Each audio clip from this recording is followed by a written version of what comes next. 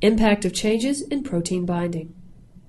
To understand how the protein binding of a drug relates to total and unbound concentrations at steady state, and ultimately to designing dosing regimens, consider a situation where a patient's drug concentrations are at steady state. That is, the dosing rate is equal to the rate of drug removed from the body.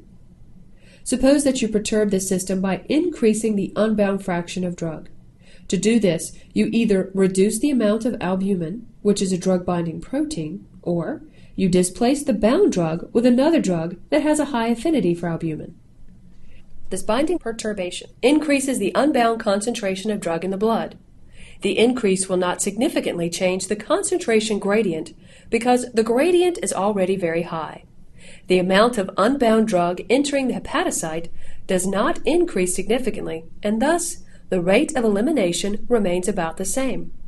Because the rate of input and the rate of elimination are constant, total concentration remains the same.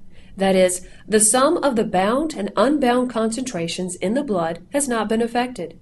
The unbound concentration of drug in the blood is higher, however, because elimination does not increase in response to the increased unbound concentration gradient. These higher concentrations of unbound drug can lead to increased pharmacologic effects. Therefore, decreasing the dose rate to maintain pharmacologically active concentrations is appropriate when the protein binding of a high extraction ratio drug administered intravenously decreases.